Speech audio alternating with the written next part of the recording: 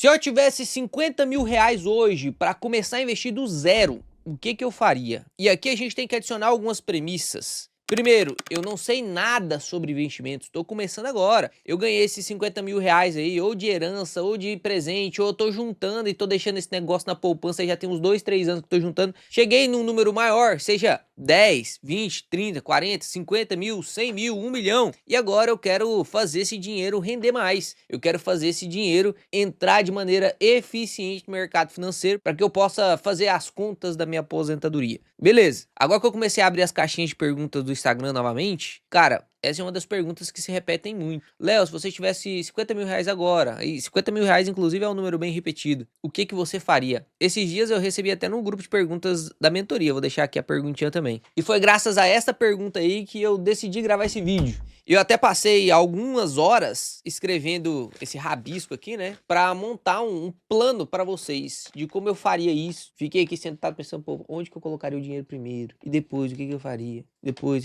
levando em consideração que eu não sei nada, tá? E eu vou dividir esse vídeo aqui em 4 grandes partes. A primeira fase que a gente vai entrar agora vai ser a fase chamada Calma, Calabreso. A segunda fase a gente vai entrar como investidor intermediário, só que aquele investidor que tem pouco tempo para investir, ainda não sabe muita coisa, não estudou muito bem, tá ainda adquirindo conhecimento, é o cara que tá ávido por conhecimento, mas ainda não tem tempo para poder conseguir esse conhecimento, que a gente vai chamar de calabreso em ascensão. E aí no terceiro e quarto passo desse vídeo, a gente vai falar sobre pessoas que conseguem dedicar um pouquinho mais da sua vida nisto, até porque gostam. Por exemplo, eu chego em casa e eu tenho certeza que muitas pessoas também fazem isso, você pode deixar aqui nos comentários se você também faz isso. Chega em casa cansado do trabalho e a primeira coisa que vai fazer, ao invés de ligar a Netflix para assistir alguma coisa ou abrir o Reels para poder ficar passando, usa esse tempo para escutar um vídeo sobre investimentos, para escutar alguma notícia que impactou a bolsa de valores aqui nos Estados Unidos. Ele está inserido no mundo dos investimentos porque ele gosta. Então não é aquele negócio de, ai, você vai ser privado da sua família, então não sei o que, você não pode. Não,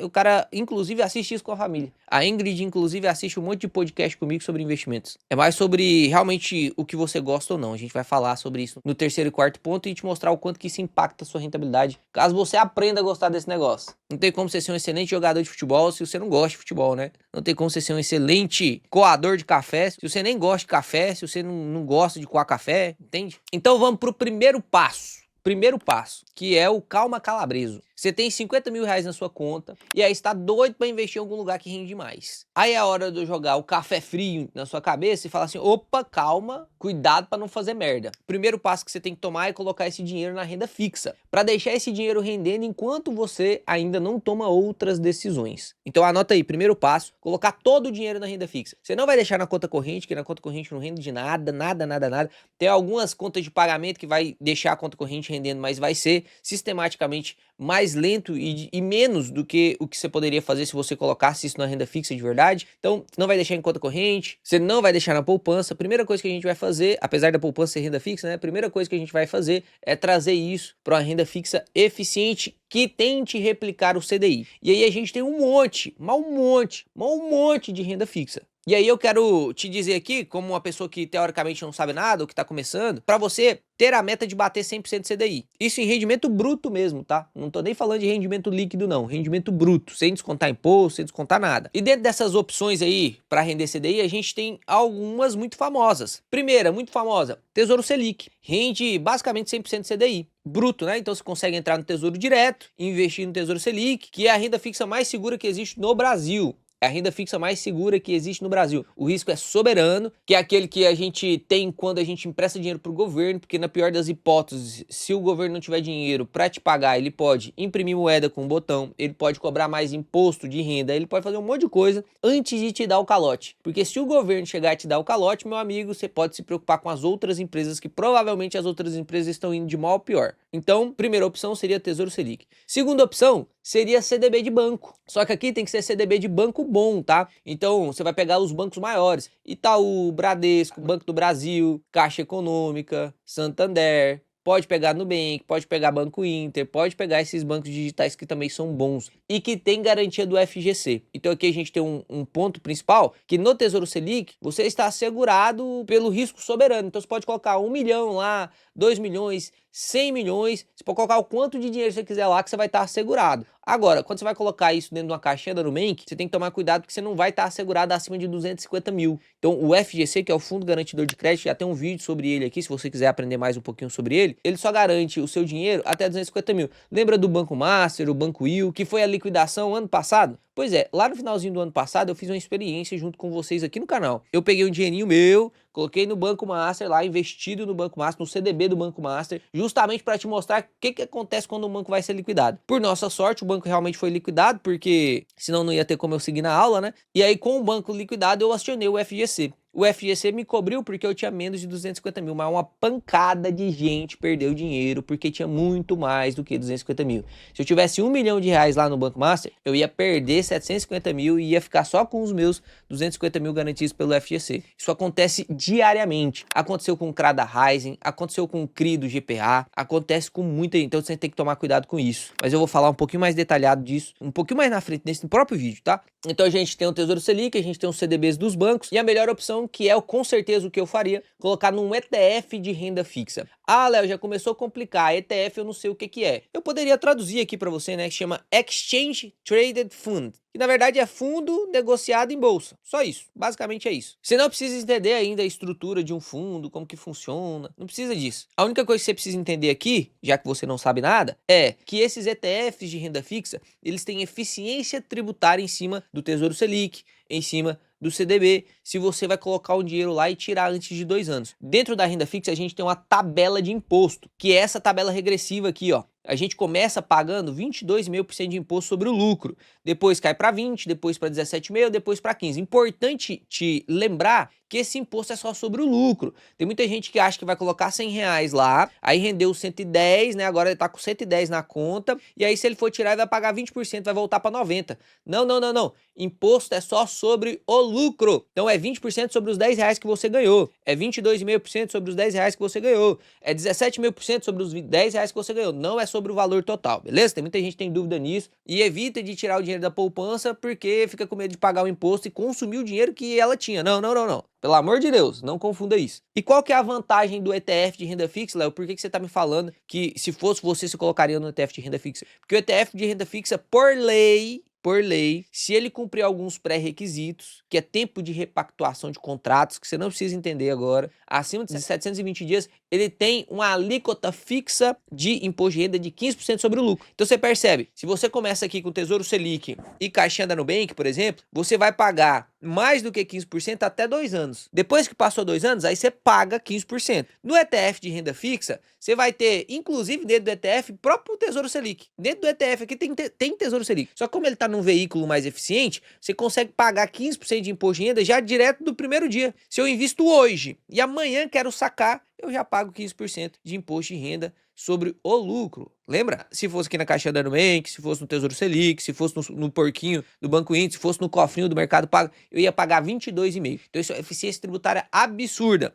Só isso aqui já matava a pau e você já ia parar de olhar para isso, essas outras opções e iria olhar mais fixamente para ETF de renda fixa para deixar o seu dinheiro rendendo em renda fixa, se a sua intenção é render o CDI, beleza? Dito isto, tem uma outra vantagem, que é, nos ETFs de renda fixa não tem IOF. Aqui na caixinha da Nubank, no porquinho do Banco Inter, no cofrinho do Mercado Pago, aqui no Tesouro Selic você paga IOF até o 30º dia. Então se você coloca hoje para tirar daqui uma semana, você vai pagar IOF. E é a porrada o ETF, viu? É imposto pra caramba. Se você tira no primeiro dia, você paga 96% de imposto sobre o seu ganho. Mais 22,5% você não fica com nada. Se você coloca num dia e tira no outro, não fica com nada. No ETF não, você ficaria com a variação ali de um dia pelo menos, beleza? Não pagaria IOF e pagaria 15% só de imposto de renda. Beleza, Léo, eu entendi que os ETFs são melhores. Qual é aquele que você colocaria o seu dinheiro? A gente tem 2 opções boas hoje, tá? Quais são as opções boas? Essa aqui, ó, LFTB11, que é a opção aqui que normalmente é o que eu utilizo, tá? E temos também o novo ETF aí, que a gente chama esses ETFs de Smart Selics,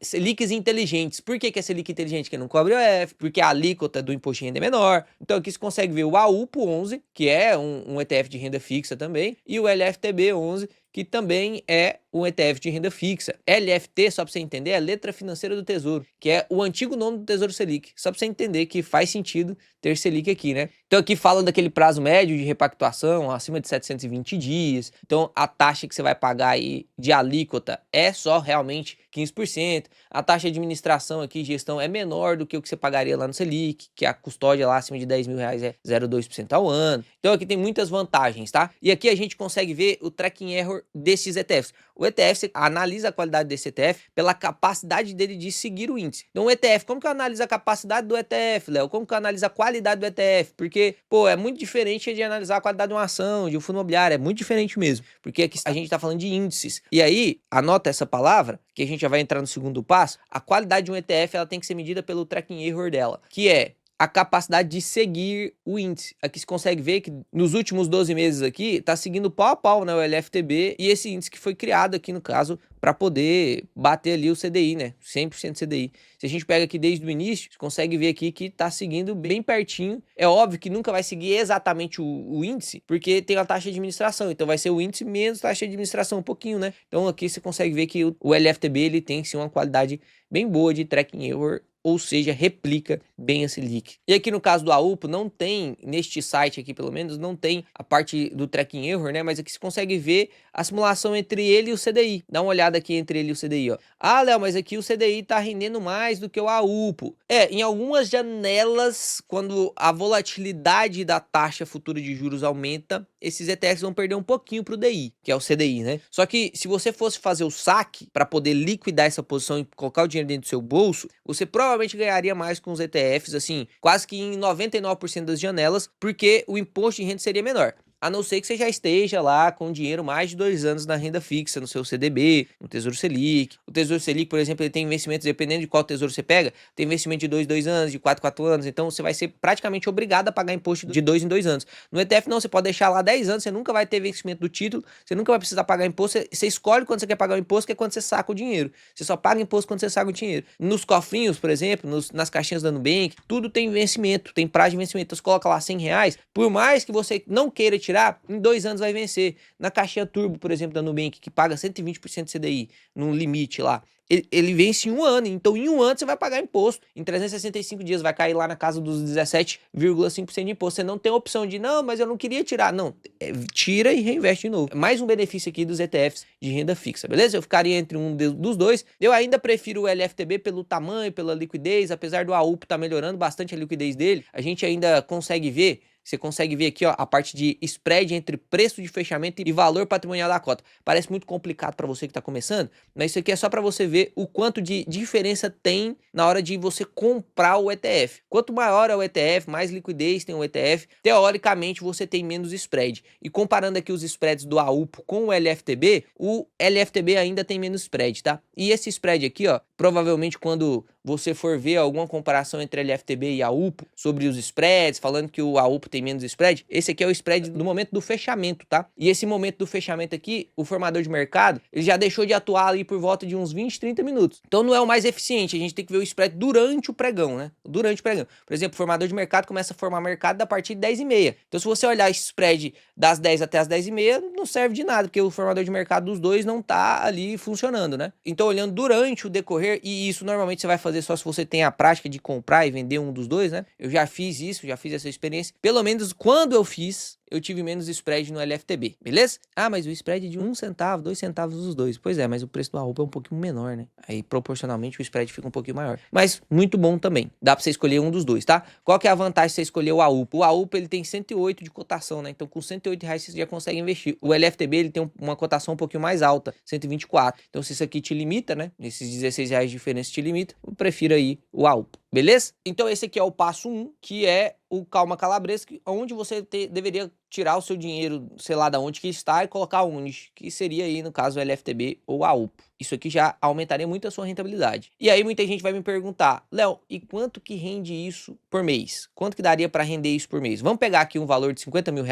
Ó, vou usar o Word aqui para fazer esses cálculos de juros compostos. Eu vou pegar os R$50 mil de aporte, que você vai colocar lá tudo de uma vez, né? Não vai colocar mais nada de dinheiro e a gente vai deixar aqui 12 meses, beleza? O rendimento anual do LFTB está na média de 14%. 14%, que é a Selic atual. Inclusive, na quarta-feira agora passada foi a reunião do Copom e eles baixaram de 14,25% para 14%. Por que isso é importante? Lembra disso. Há 2 dias atrás, o Copom, que é o Comitê de Política Monetária, lá do Banco Central, 10 caboquinhos, eles sentam, se reúnem e decidem para onde a Selic vai. Eles decidiram que teriam que baixar mais 0,25% dessa taxa. Então caiu de 14,25 para 14. Lembra disso, que isso aqui vai servir para uma explicação que eu vou dar logo depois de fazer essa simulação. Ó, se eu pego aqui e coloco 50 mil para render 14% ao ano, quanto que eu teria de rendimento no ano? Ó, 7 mil reais. Esses 7 mil reais aqui, dividido por 12 meses, né? Ó, 7 dividido por 12, eu teria aí em torno de 583 reais por mês, isso investindo aqui os 50 mil. Tem muita gente que atinge o seu 1 milhão e fala, pô, agora, será que eu consigo me aposentar aí com 1 milhão na renda fixa? Ó, se a gente coloca aqui 1 milhão, em 12 meses, rendendo 14%, eu teria 140 mil reais. Esses 140 mil reais, dividido por 12, daria aí 11.666 por mês. Óbvio que aqui eu ainda não tirei imposto de renda. Então, como você está investindo através do LFTB, você vai tirar só 15% de imposto de renda, né? Aí dividido por 12, ficaria R$ 9.916, beleza? Então esse é o rendimento que você consegue, em torno de 14%. Só que lembra da reunião do Copom, que reduziu de 14,25 para 14%? E essa taxa já esteve em 14,75. Olha lá, se eu tivesse 14,75, ao invés de 140 mil, quanto que eu teria? 147 mil, ou seja, diminuiu 7.500 do meu rendimento, porque o Copom fez uma reunião e diminuiu a taxa Selic. Sabe qual que é a média da taxa Selic no Brasil? Isso levando em consideração os períodos de hiperinflação, inclusive, se a gente pega ali desde 96, que ainda tinha um pouquinho de inflação descontrolada, as taxas eram mais altas. Se você pega desde 96 até 2026, atual, e faz a média, a gente fica numa média de 9,8. Líquida dá 8, alguns quebradinhos, depois de tirar o imposto de renda. Então você vai ter um rendimento médio, você pode esperar um tempo de rendimento médio, se você quer deixar isso aí pro resto da sua vida, de 9,5%. Se eu coloco aqui 9,5%, perceba, ó, 9%, eu teria aqui bem menos rendimento, né? Eu pego aquele 140 mil, agora eu vou ter 90 mil, isso colocando 1 milhão, tá? 90 mil menos os 15% de imposto de renda, porque você tomou a boa decisão e colocou no LFTB ou no AUP, e aí agora dividido por 12, ó, seu rendimento de 9 mil e pouco cairia para 6 mil e pouco, porque isso aqui é a média, isso aqui é o real. Hoje nós estamos com a taxa mais alta. Léo, por que você está falando isso? Porque o Copom, lembra lá da explicação? Pode reduzir essa taxa e vai reduzir essa taxa, porque é insustentável ficar em 2 dígitos por muito tempo. O Brasil é o país que tem o maior juro real que existe no planeta hoje em dia, mas a verdade é que não dá para você contar com os 14% para sempre. Então, provavelmente vai surgir uma pergunta na sua cabeça. Léo, dá para eu ganhar mais do que o CDI na própria renda fixa? Boa pergunta, né? E olha só que eu tô aqui ainda no terceiro tópico. Você vai querer que eu faça o vídeo completo mesmo ou você gosta só de vídeo de 10 minutos? Pausa aí e deixa no comentário se você quer que eu faça completo ou se você gosta só de vídeo de 10 minutos. Porque se a maior parte das pessoas aqui gostarem de vídeo de 10 e 15 minutos, eu posso quebrar os vídeos, né? Ou tentar fazer muito mais rápido, sem te explicar nada. Deixa aí nos comentários que eu gosto de saber se o público gosta de estudar ou gosta mais da geração TikTok mesmo, né? E a resposta é que sim, dá pra você ganhar mais do que o CDI na própria renda fixa. Só que você vai ter que aumentar um pouquinho o risco da sua carteira de renda fixa. Você vai ter que ir para CRI, para CRA, para LCI, LCA, você vai ter que ir para debenture. E o que é isso, Léo? Isso são modelos, contratos de renda fixa que, dependendo do emissor e do devedor, troca o nome. Por exemplo, CRI e LCI, o que muda? Só o emissor. Um quem emite é uma securitizadora e outro quem emite é o banco. Entre CRA e LCA, a mesma coisa. Quando é L, normalmente quando é letra, é de banco. Quando é C, normalmente é certificado, é de securitizadora. Ah, mas eu não sei o que é securitizadora. Calma, Calabresa, eu vou te ensinar. É só você se inscrever aqui no canal, que não dá pra ensinar tudo no mesmo vídeo, né? Debenture. Debenture, eu mudei também o emissor. Quem que é o emissor? Quem que pega emprestado? Aqui, quem pegava emprestado era a securitizadora, aqui era o banco. A debenture é quem? Empresa. Só qual que é o problema de cada um desses títulos? A gente tem muito menos segurança. Por exemplo, CRI não tem garantia. Não tem, apesar de ter a garantia fiduciária, cessão, alienação, você não tem uma segurança tipo FGC. Você não tem. LCI e LCA tem? É de banco, né? Então de banco, em geral, a maior parte vai ter, tá? A maior parte vai ter. Eu não vou falar que 100% vai ter, porque pode ser algum tipo de LCI específica que não tenha. Mas em geral, produtos de banco têm a garantia do FGC. CRI, CRA tem? Não tem. Aí você vai comprar um CRI lá que rende 110% CDI, ou um CRA que rende 120% CDI, vai colocar seu dinheiro lá, você não tem essa garantia. E aí se a empresa falir, igual o Grupo Pão de Açúcar entrou em recuperação extrajudicial, igual a Raizen, e aí muita gente ficou sem receber. Ou pelo menos está inadimplente até agora. Pode ser que receba depois? Pode. Mas está inadimplente até agora. Então, no caso do Pão de Açúcar não, tá? Mas no caso da Raizen sim. Então você vê que tem muito mais risco. Debenture. Debenture eu não tenho garantia. Dentro da mentoria, por exemplo, eu explico vários tipos de debênture. Tem debênture incentivada, que é isento de imposto de renda. Tem a debênture conversível, que você pode converter a debênture depois em ações da empresa. Tem a debênture não conversível, tem a debênture simples. Tem um monte de debênture que você precisaria de um pouquinho mais de conhecimento para você ir aqui por esse caminho de render mais do que o CDI na própria renda fixa. Existem alguns CDBs de bancos que também tem a garantia do FGC, que rende um pouquinho mais, então daria para você ir investigando. Eu quero deixar aqui só esse bloco aberto dentro da sua cabeça, que dá sim para você ter rendimento acima do CDI, dentro da própria renda fixa, mas você tem que tomar mais cuidado, tem que ter mais conhecimento e não pode ficar brincando. Senão você perde dinheiro. Perda permanente de dinheiro atrasa a sua aposentadoria. Lembra disso? Não dá pra fazer isso. Tem que tomar cuidado com isso aí, então. Qual que é a minha dica pra você aqui que tá começando? Cara, coloca no LFTB 11, seja feliz. Por quê? Porque você vai render ali muito próximo do CDI. Se ficar abaixo, vai ser um pouquinho abaixo. Quando você for liquidar, você vai ter uma eficiência muito boa. Você consegue tirar a hora que você quiser. Não paga IOF. Tá tranquilo ali. Foca em ter rendimento de 100% CDI bruto na renda fixa. Só isso. Você tá começando. Você ainda é o calma calabreso, lembra? Você é o calma calabreso. Você não vai ficar inventando moda, não. E aí a gente passa pro segundo, que é o calabreso em ascensão. Agora aqui eu vou precisar de um pouquinho mais de atenção sua. Porque aqui, qual que foi a finalização do calma calabreso? Queria render um pouquinho mais de CDI. Queria render um pouquinho mais de CDI. E aí eu falei pra você, toma cuidado, calma calabreso. Só que aí vem um calabreso em ascensão. Eu falo assim, não, eu tô disposto a estudar.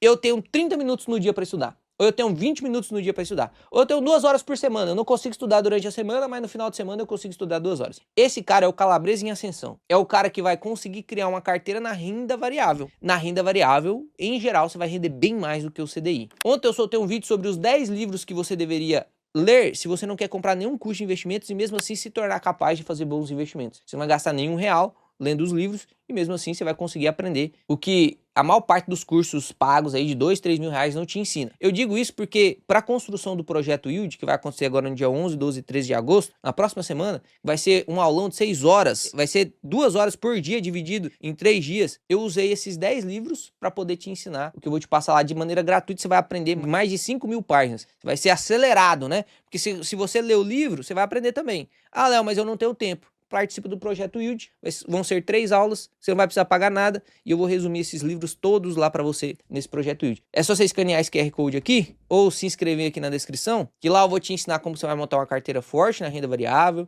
com correlação negativa, depois como encontrar as melhores oportunidades, depois como calcular o preço teto de cada uma dessas oportunidades que você acabou de encontrar para você não pagar caro. E às vezes você encontrou uma oportunidade, mas paga caro nela e aí você tem uma rentabilidade ruim. Você consegue montar uma carteira que rende muito mais do que o CDI. Por exemplo, pegando aqui o CDI dos últimos 12 meses, bateu aí 14%, né? 14,75 foi a média. E aqui você consegue ver a rentabilidade da carteira, por exemplo, tá 22,35, bem mais do que o CDI, né? Então você consegue sim bater o CDI tranquilamente na bolsa de valores. É óbvio que para você que está começando, você precisa ir com o selo de calabreso em ascensão. E qual que é esse selo de calabreso em ascensão? Esse insight que eu vou te entregar aqui vai ser genial. Por quê? Se eu estivesse no início, não entendesse nada sobre investimentos, estivesse começando a estudar e tivesse um amigo que soubesse muito e perguntasse para ele, Léo, por onde eu começo a estudar? Provavelmente esse amigo responderia, cara, comece a estudar sobre ETFs. Lembra lá do ETF de renda fixa? Pois é, existem outros ETFs. Existem ETFs de renda variável, de ações global, de fundos imobiliários, de ações brasileiras. Então, existem esses ETFs que quando eu compro eles, eu delego o meu investimento de maneira passiva para o índice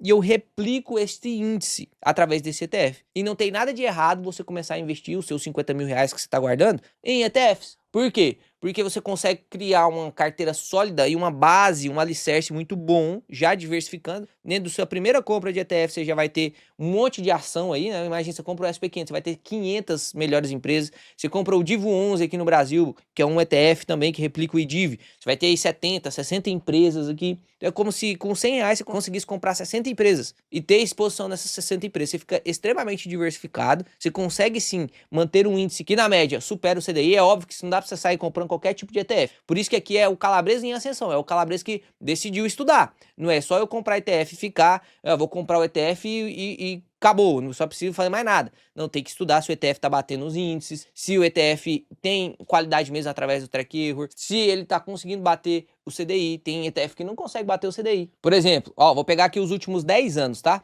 Se eu pego os últimos 10 anos, o CDI e o Ibovespa, que hoje a gente tem ETFs aqui chamado BOVA11, BOX11, que replicam o índice chamado Ibovespa. Só que olha só, por mais que esses ETFs sejam bons na parte do tracking erro, ou seja, replica muito bem o índice está perdendo CDI nos últimos 10 anos, cara. Então faz sentido a gente ter um ETF desse? Talvez não faça sentido, por isso você tem que estudar, não é só você sair comprando. Ah, porque é só comprar ETF da Bolsa Brasileira. Vai se lascar, não é assim também. Por exemplo, se eu troco o IBOV e coloco o IDIV, olha o que aconteceu agora. Esse aqui também é um ETF. Tá batendo a renda fixa aqui nos últimos 10 anos. E eu tô pegando a janela de 10 anos, que pega a crise de 2015 e a de 2020 ali, que já tá há 5 anos com a taxa Selic muito alta, né? Então o CDI tá muito alto durante esse período. E mesmo assim o IDIV conseguiu bater. Ou seja, não deu uma grande diferença, mas você teria um rendimento acima do CDI e com uma possibilidade de crescimento muito maior, né? Então tem que saber escolher os ETFs, tá? Não é só comprar o ETF ficar quieto, calado, não. Porque tem muita... Hoje virou uma explosão de ETF, tem muita gente falando sobre ETF, e aí simplificam de uma forma que parece que, pô, é só você comprar um ETF e ficar quieto e reinvestir todos os meses nele.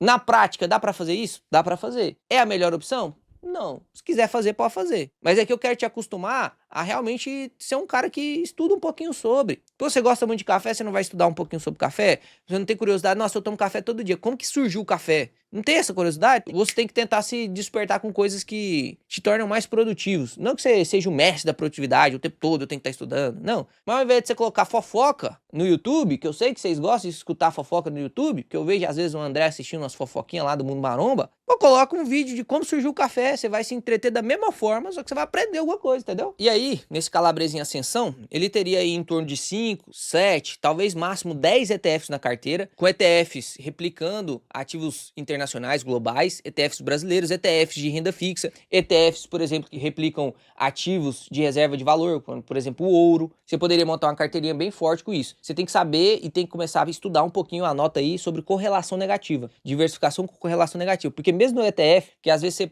o ETF eu já compro, já estou diversificado porque tem muitas empresas, mas não tem a diversificação real, que é a correlação negativa. Então quando você adiciona correlação negativa dentro da sua carteira, parece um nome muito difícil, mas é bem simples. Eu vou te ensinar isso no primeiro dia de aula do Projeto Yield, lá no dia 11. Não perca isso, que eu vou debruçar estudo estatístico, científico, evidência científica para você ver que realmente isso faz sentido e que não tem por que você não aplicar isso na sua carteira, por mais simples que ela seja, no caso de ETFs. Você vai conseguir montar uma carteirinha forte que vai render mais do que o CDI. E aí fica a dúvida, Léo, eu vou conseguir tirar dinheiro todo mês? Ou conseguir tirar dinheiro uma vez no ano e separar isso aí para ir usando esse dinheiro no decorrer do ano? Nos ETFs a gente tem dois tipos de ETFs. Esses ETFs que eu estou falando fora os ETFs de renda fixa, tá? Vamos pensar aqui nos ETFs de renda variável agora. Existem dois tipos de ETFs. Os ETFs que pagam dividendos e os ETFs de acumulação. Não dá para eu te explicar total a diferença deles aqui, mas digo para você que você deveria preferir os ETFs de acumulação, principalmente se forem ETFs internacionais, globais, que você ia sofrer dupla camada de tributação, porque lá nos Estados Unidos os dividendos são tributados. Então, para aumentar a sua eficiência, faz muito mais sentido você investir no ETF de acumulação. E aí você pode ir fazendo saques através de vendas. Não é o melhor dos mundos, dá para fazer? Dá para fazer. Se você passar por crises sucessivas e esse ETF cair 3, 4, 5 anos seguidos, você vai consumir muito seu patrimônio. Por isso que tem que ter uma estratégia além disso. Mas, se a gente simplifica aqui ao extremo, daria para você fazer uma venda anual do tudo que você vai usar no ano, e aí você coloca isso num CDI e deixa isso rendendo, vai tirando mensalmente e tal, dá para você fazer isso mesmo. Mas não dá para simplificar tanto assim, porque dependendo do cenário, se for um cenário real mesmo, isso não vai funcionar sempre. E aí, se você quer receber renda todo mês, não faz sentido você ficar só nos ETFs. Aí faz sentido você estudar um pouquinho sobre fundos imobiliários. E, inclusive, existe ETF de fundo imobiliário. Só que se você quer receber renda recorrente todos os meses, com yield alto, repasse de inflação, você consegue, através dos fundos imobiliários, uma renda recorrente muito mais previsível. Também não é só sair comprando fundo imobiliário. Tem que saber o que faz. Por isso que não é tipo, tô assistindo esse vídeo e tô preparado para poder montar minha carteira de renda passiva. Tô assistindo esse vídeo e estou preparado para ser um mega investidor. Não. Você não tá preparado. É justamente por isso que você tá assistindo esse vídeo. Demora um tempo para você se preparar. Principalmente se você fosse preparar sozinho. Vai demorar 1 ano, 2 anos, 3 anos. Normal. Eu demorei 5 anos para me preparar sozinho. Depois eu ainda passei uns 2, 3 anos comprando curso pra caramba para poder me aprimorar. Então tem que tomar cuidado, beleza? Só quero sempre repetir que você tem que tomar cuidado para você não ser irresponsável com o seu próprio dinheiro, beleza? Então o passo 3 seria aquele calabreso da renda passiva e você consegue ver muito bem. Eu olhando hoje os alunos, todos os alunos que eu tenho, tenho mais de 14 mil alunos hoje, eu vejo bem certinho essa evolução. O cara que tá bem começando mesmo, renda fixa, aí começa a evoluir um pouquinho ETFs, aí agora é o doido da renda passiva, o calabresa da renda passiva. Ele começa a substituir ETFs por uma grande parcela de fundos imobiliários na carteira, porque ele já tá chegando na sua parte de usufruto, ele já aprendeu como que ele faz para conseguir, mesmo recebendo os dividendos gordos dos fundos imobiliários, não deixar o seu dinheiro se consumir. Que uma das argumentações que a galera fala, que fundo imobiliário não vai conseguir repassar a inflação, você vai consumir seu dinheiro. Na verdade, isso é uma falácia, um sofisma. Pega uma meia-verdade e tenta encaixar em você uma verdade absoluta que não é verdadeira. Você consegue sim, através dos fundos imobiliários, manter o seu portfólio crescendo acima da inflação e ainda sacar mais dividendo do que você sacaria se fosse só na renda fixa, por exemplo. E aí, nesses calabresos loucos da renda passiva, eu te indicaria estudar muito sobre fundos imobiliários. Hoje em dia a gente carece. Infelizmente, a gente carece de conteúdo sobre fundo imobiliário. Pouca gente fala sobre fundo imobiliário porque, comparado com as ações, desde 1960, comparado com as ações, os fundos imobiliários surgiram em 93, 30 anos depois, e além disso, eles começaram a ser negociados na bolsa de verdade em 2016. 2016, 2017, que foi o boom ali. Em 2018 mesmo começaram a conhecer. Só pra você ter uma ideia, a gente tem 220 milhões de brasileiros, 100 milhões de brasileiros deixam o dinheiro na poupança e renda fixa em geral, né? 5 milhões de brasileiros só, 5 milhões, 2% do Brasil. 2% do Brasil. Deixa o dinheiro na renda variável, em ETF, fundo imobiliário, ação e tal, 5 milhões só. E desses 5 milhões aqui que tá na bolsa de valores hoje em dia, imagina, as ações já existem há muito tempo. Os ETFs também já são velhos, não são tão novos assim não. No Brasil começou a estourar agora esse negócio, né? Mas tem muito tempo que se fala sobre isso. Os fundos imobiliários começaram a ser realmente reconhecidos em 2018. E hoje a gente tem mais investidores em fundos imobiliários do que investidores em ações. Mesmo a gente tem muito menos conteúdo sobre fundos imobiliários. Isso é loucura, né? Por quê? Porque esse negócio de receber mensal, esse negócio de renda recorrente previsível, o brasileiro gosta muito do aluguel, foi um tipo de ativo que conquistou muitos brasileiros. Então, apesar da gente ter aí uma carência de conhecimento, hoje eu não consigo te indicar nenhum livro de fundo imobiliário, cara. Eu já li alguns, mas eu não consigo te indicar nenhum livro de fundo imobiliário brasileiro, porque carece de informação, alguns passam informações incompletas que vai te induzir ao erro. O que eu te recomendaria? Que você comece a assistir, pode ser vídeo no YouTube mesmo, tá? Não só aqui no canal Geração de Dividendos, não. Aqui eu vou fazer o máximo para te entregar os melhores conteúdos. Mas você tem vários outros caras bons aí no YouTube sobre fundos imobiliários que vai conseguir te mostrar e apresentar esse mundo para você começar a estudar direto da fonte, lendo relatórios gerenciais, estudando sobre os indicadores. Hoje a inteligência artificial tá aí para te ajudar. Tem muita gente que usa errado, né? Não consegue verificar dado e tal. Tem que auditar os dados da inteligência artificial, que no mercado financeiro ainda erra muito. Mas tá aqui para te ajudar, uma ferramenta que não faz sentido você não utilizar. E aí você vai aprimorando para converter um pedaço da sua carteira que até então estava tudo ETF para um pouquinho de fundos imobiliários, caso você queira renda passiva. Se não quer, talvez nem faça sentido assim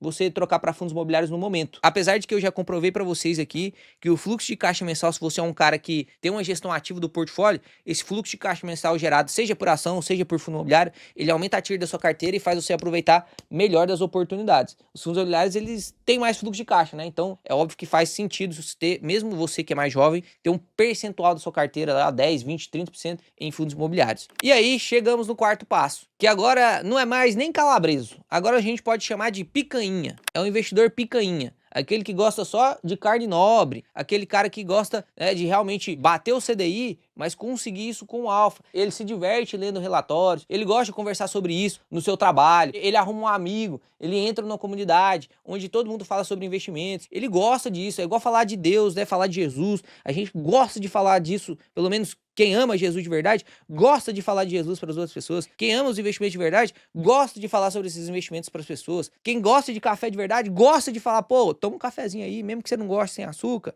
coloca uma açuquinha, toma aí um cafezinho. Quando você gosta de verdade de uma coisa, isso transborda de você. Então o investidor picanha é aquele que já tem o ETF lá, ele tem o IDIV na carteira dele. Só que ele abre o IDIV e começa a investigar, vamos ver o que tem aqui dentro do IDIV. Aí ele vai ver, ele entra aqui, ó, IDIV composição. Aí ele clica aqui, vai ver o que tem dentro do ETF Divo 11, que replica o índice DIV, que replica as empresas que mais pagam dividendos da Bolsa Brasileira. Então ele vai olhar aqui, olha, tem Banco ABC, tem Alus, opa, tem Axia. Tem BR Partners, BB Seguridade, Banrisul, Banco do Brasil. Vou olhar todas essas empresas aqui, deixa eu abrir até um Excel para ver quem é que tem a maior participação aqui, ó. Vou colocar um filtro aqui E aqui na participação vou selecionar do maior para o menor, ó. BB Seguridade é a ação que tem mais participação dentro do IDIV. Depois vem Copasa, Itaúsa, Petro, Semig, Itube, Petro de novo aqui, Petro 3, né? Banco do Brasil. Aí ele vai olhar isso aqui e vai falar assim, BB Seguridade é a ação que tem mais posição no IDIV. Então se eu comprar o IDIV, eu compro dos meus R$100 de comprando o IDIV lá, o DIV 11, R$5 eu invisto em BB Seguridade. E se eu comprar mais um pouquinho só de BB Seguridade? Eu compro o IDIV mais 2 cotinhas de BB Seguridade. Se eu analisar a empresa e ver que ela é boa mesmo, né? Nossa, a minha performance vai ser um pouquinho melhor do que o IDIV. Ah, e se eu comprar, por exemplo, o IDIV, aí eu já comprei BB Seguridade e começo a comprar um pouquinho de Taesa. Ah, melhora um pouquinho mais a minha performance. Ah, eu comprei Pomo. Pô, errei. Perdi um pouquinho agora de rentabilidade. Então, o IDIV, você tem um pedaço da sua carteira em ETF, você que não tem segurança para fazer stock picking ainda, você ter, por exemplo, um ETF forte dentro da sua carteira, vai manter você muito próximo da média. Aí você vai incluindo algumas ações com a leitura qualitativa e quantitativa boa dessas empresas, que você vai evoluindo conforme o tempo vai passando, né? Você vai aumentando a sua rentabilidade. Então o IDIV vai render 20 acima do CDI, já tô ganhando CDI. Mas a minha carteira rendeu 22, porque eu tinha um pedacinho a mais do que o IDIV. Por exemplo, dá uma olhadinha nessa imagem aqui, ó. Isso aqui é a imagem do quanto que o SP500, que é um ETF muito forte lá nos Estados Unidos, rendeu desde 2005, nos últimos 20 anos, beleza? Você consegue ver que lá a gente tinha 500, SP500, esse 500 aqui, vem das 500 maiores empresas em capitalização de mercado lá nos Estados Unidos, que seguem os 5 fatores de Eugene Fama. Você pode conferir o vídeo de ontem, que eu falo um pouco mais sobre isso. E olha só o rendimento do SP500, levando em consideração as 493 empresas do SP500. Na verdade, deu uma baita lateralizada, né? Quem entregou o rendimento do SP500 mesmo para ele valorizar foi as Big Seven, que são as empresas de tecnologia, Microsoft, Apple, Nvidia, Meta. Presta atenção. Se você, imagina você, aqui em 2000, nessa época aqui eu ainda não tinha entrado na faculdade, né? Eu entrei na faculdade em 2015 aqui, 17 aninhos eu tinha. Imagina se eu tivesse investido na Meta, Microsoft, Google, né? Alphabet, Nvidia, aqui nessa época aqui, ó. Aqui. E se eu tivesse comprado o SP500, porque eu quero manter a média, mas tivesse comprado mais 2, 3 cotinhas de Microsoft, eu teria rendido muito mais. Quer ver um exemplo? Aqui na minha própria carteira, olha só, isso aqui, inclusive isso aqui eu uso para dar aula, tá? Eu comprei ETFs aqui, e aqui você consegue ver que eu tenho o IVVB11, que é o ETF que replica o SP500. Tô com a rentabilidade aí de 25%. Baita rentabilidade, inclusive acima do CDI, no horizonte de tempo que eu comprei. Só que olha só, eu também comprei BDRs da Apple, para mostrar justamente isso, né? A eficiência de você não ser um ignorante e eu só tenho que fazer reinvestimento passivo. Não que só quem faz investimento passivo é ignorante, mas aquele cara que é militante. Não, eu tenho só que fazer. Eu não posso adicionar uma camada de complexidade de stock picking, porque senão eu vou perder pro mercado. Beleza, é verdade, às vezes você vai errar mesmo. Mas olha só, neste caso aqui, só comprei Apple, só como a título de exemplo. Eu peguei uma das Big Seven e comprei. Isso aqui já faço, cada Apple dessa aqui eu compro por turma. Na turma 8, que é a última que eu abri, eu não comprei.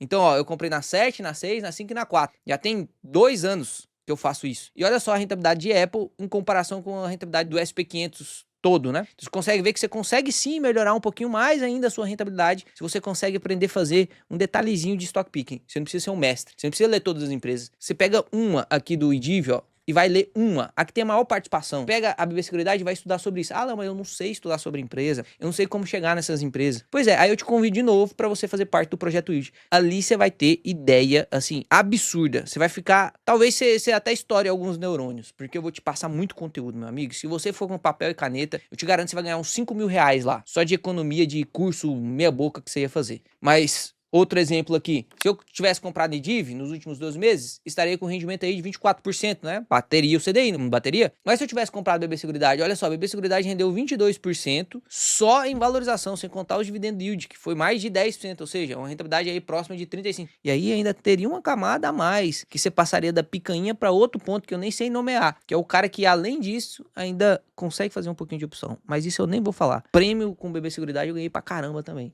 Rentabilidade média aí dos últimos 12 meses da minha carteira em BB Seguridade é de 50%. Não aparece aqui no Investidor 10, né? Mas foi mais ou menos isso aí, contando todos os prêmios, os dividendos e a valorização da cota. Então isso aqui é só para te mostrar um horizonte de tudo que você pode fazer. Quais são os caminhos que você pode seguir. Começa desde o Calma Calabreso em ascensão, depois você vira o calabreso da renda passiva e depois você vira o investidor picanha. Eu espero que todos consigam chegar nessa parte aqui do investidor picanha, mas confesso que muitos às vezes vão ficar parados lá no calabreso em ascensão, em ETF, 100% ETF, não tem problema nenhum. Você vai conseguir bater o CDI e se aposentar também. Você só tem que se adaptar àquilo que você está se propondo. Não quero estudar mais, não quero fazer mais isso, então o meu limite é este. Eu tenho que entender o que acontece, como que eu vou me aposentar assim, qual que são as métricas que eu tenho que seguir fazendo esse tipo de estratégia. Eu sou calabreso louco em renda passiva. Pô, muda o jeito de se aposentar. Não é igual o cara que é só ETF. Ele muda, ele tem que fazer um reinvestimento, ele tem que avaliar os fundos imobiliários que ele tem que avaliar os outros fluxos de caixa que ele tem, né? Se ele tem ação pagadora de dividendo também.